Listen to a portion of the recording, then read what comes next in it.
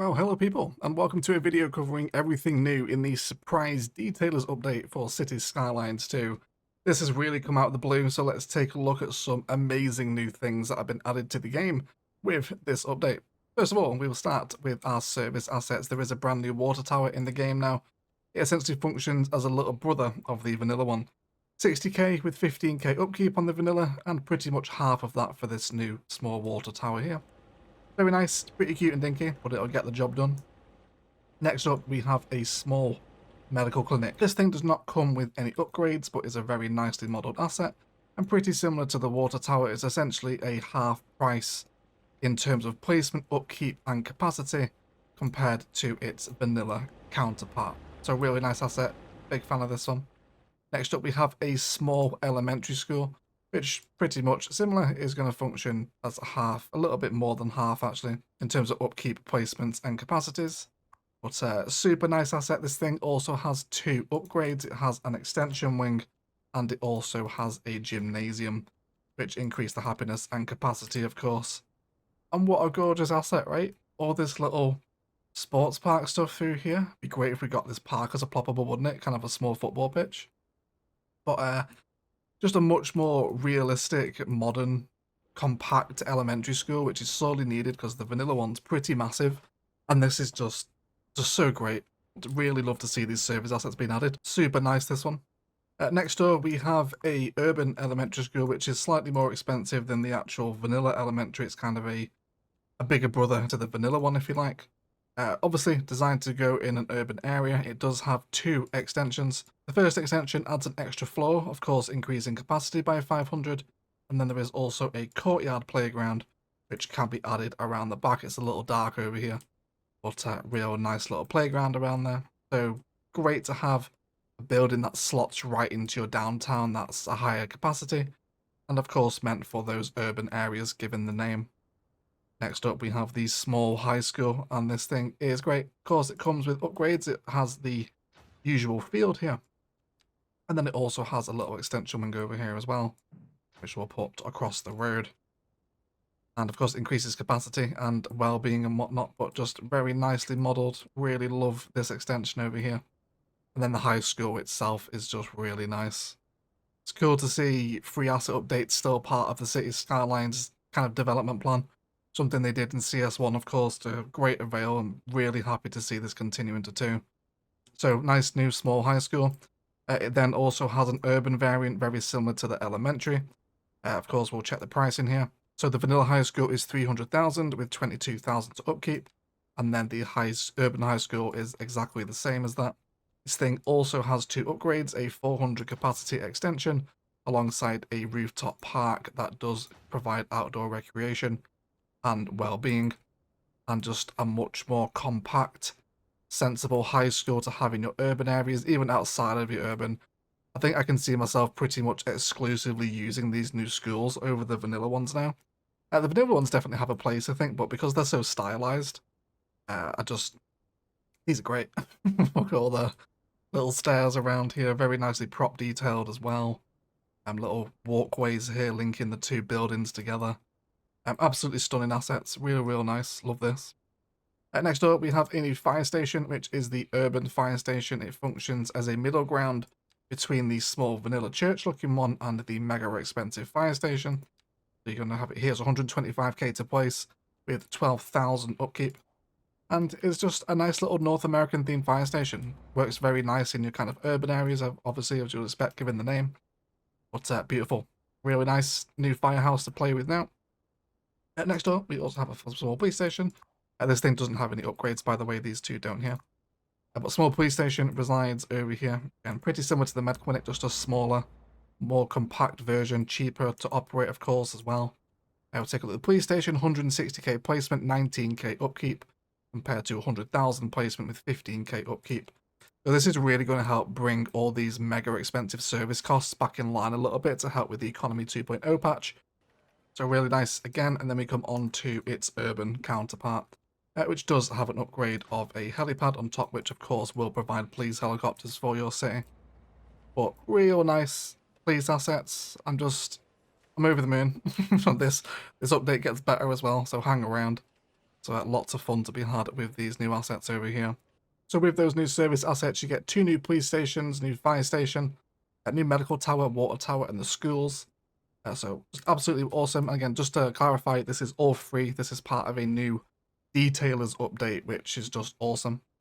And then we come onto some new public transport stuff, which is incredibly exciting. First of all, we have a very small, cute bus station over here that is expandable.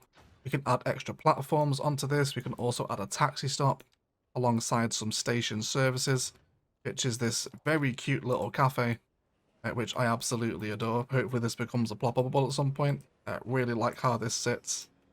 And then you've now got a much more kind of sensibly sized bus station compared to the vanilla one, right?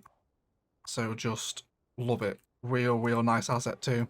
It reminds me of kind of the plazas and promenades one, doesn't it? For anyone that played that on CS1.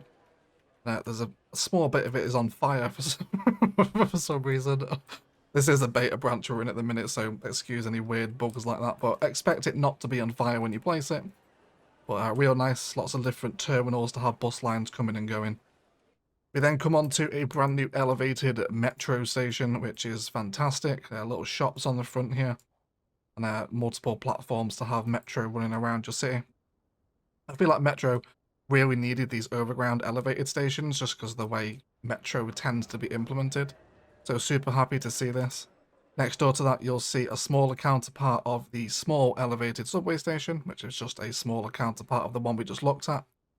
Just have a little entrance down here in the ground as well. No upgrades for these either, by the way, they're just as they come. And then next door over here, we have a small overground subway station, which again is really nice. You can just see the possibilities here of being able to plop your own buildings around this to really expand a custom station, which of course we know is possible with the dev mode tools now.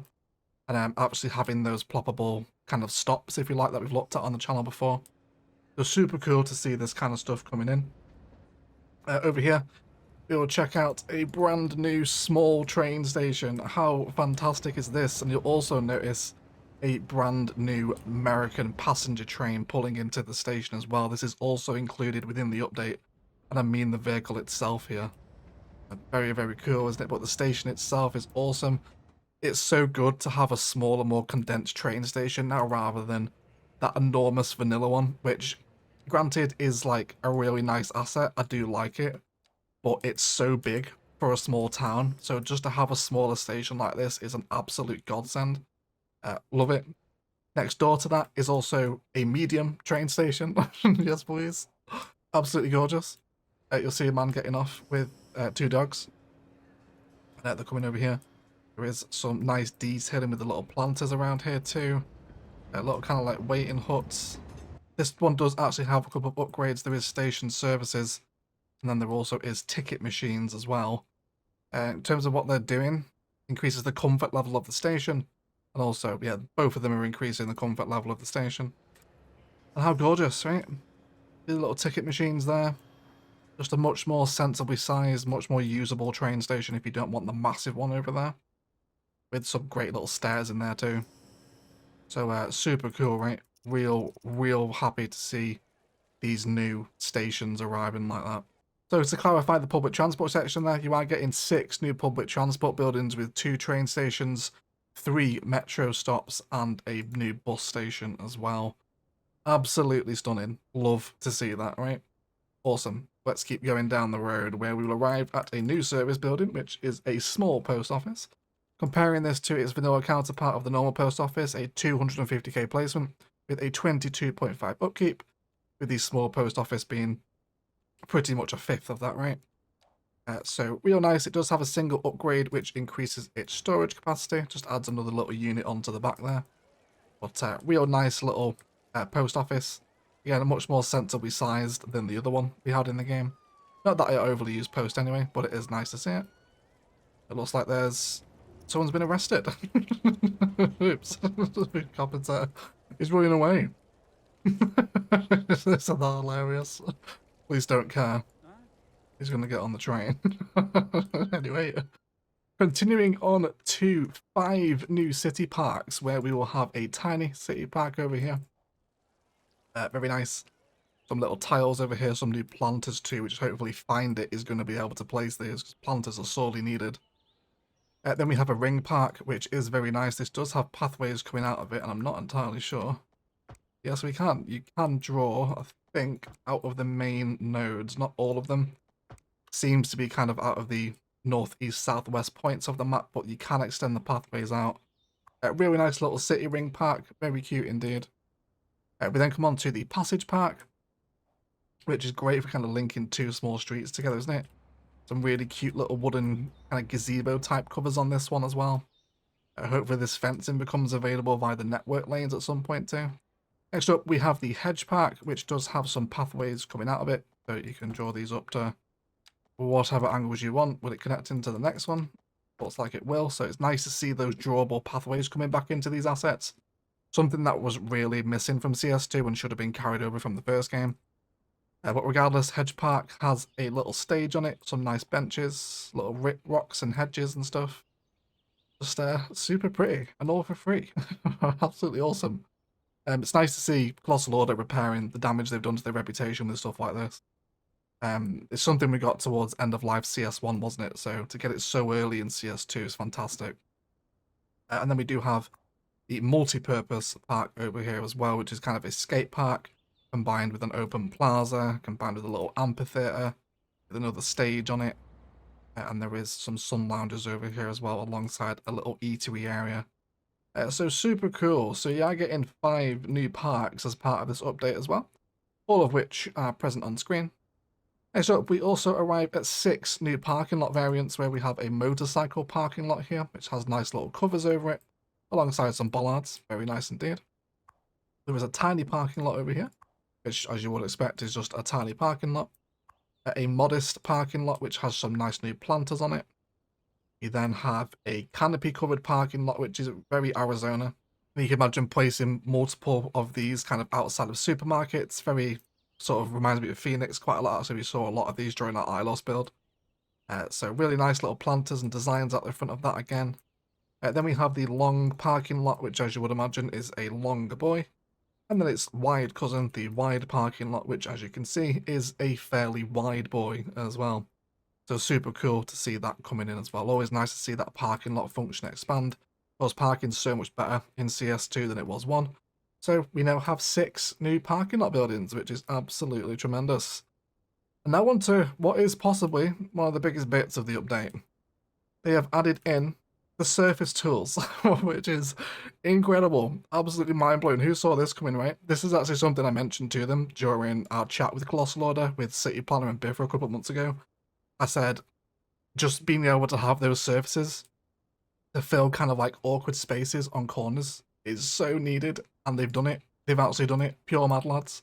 So under your landscaping tools, you will now have a surfaces menu where you can find basically all of the in-game surfaces. So all of this stuff that's on the park, the tiles, the landscaped grass, all of it is now available as drawable surface tiles. So for the first time, the vanilla game finally receives a surface painter. Incredible. Absolutely incredible. So these are the surfaces. There's a number of them. There's concrete. It's essentially 2 of each. Pavements, 2 sands, tiles, and concrete.